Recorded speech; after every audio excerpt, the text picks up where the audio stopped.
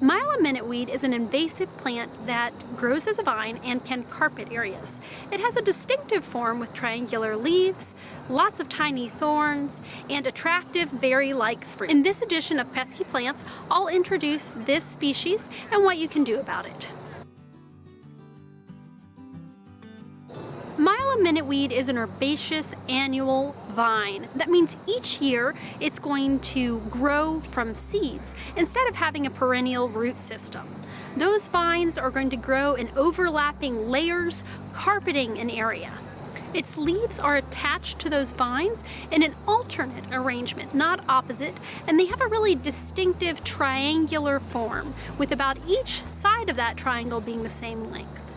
Vines are covered with tiny thorns that recurve down, and they can really get stuck in things, almost like Velcro. In addition to those leaves, the tips of those shoots are surrounded by a round leaf-like structure.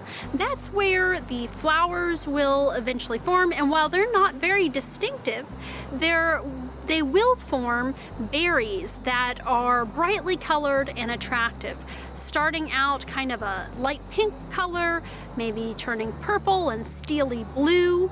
Those are distinctive. Inside each one of those is one small black seed.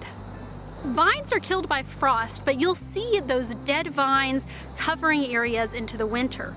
After that, the seed will stay in the seed bank and will germinate. Seeds can continue to germinate for 6 or more years. Mile-a minute-weed is native to India and East Asia. Here in the US, it's widely established in the Northeast and the Mid-Atlantic. Closer to us, it's in Ohio and West Virginia. It likes a range of habitats, from roadsides to old fields to woodlands. While it prefers full sun and wet areas, it can really thrive in a range of different sites. Mile-a minute-weed can grow incredibly fast, up to 6 inches a day for each one of those shoots. It's also a prolific seed setter. It produces seeds that are eaten by birds and other animals and carried long distances. In addition, those seeds remain viable in the soil for a long time. Seeds can also float, and they can move downstream that way along rivers or in major flood events. Hand-pulling vines can be an effective management strategy, but make sure to wear your PPE, gloves, long sleeve shirts, because those thorns can be really painful. In addition, because this is an annual, you really want to take care that you're not spreading seeds around in that process. So if plants are already setting seeds, make sure to bag those up and destroy them instead of leaving them to germinate the next year. Mechanical removal, like with a string trimmer, can help reduce that seed set, but it's not going to kill the plant or prevent all of the seed set. While there are herbicides that can be used against it, there are some challenges with this as well because of the way it grows in those carpeting layers that kind of blanket each other and will protect the lower layers from that herbicide.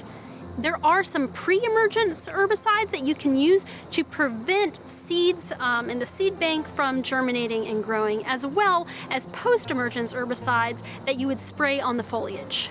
Because mile-a minute-weed is an annual, that seed bank and managing new seed is key.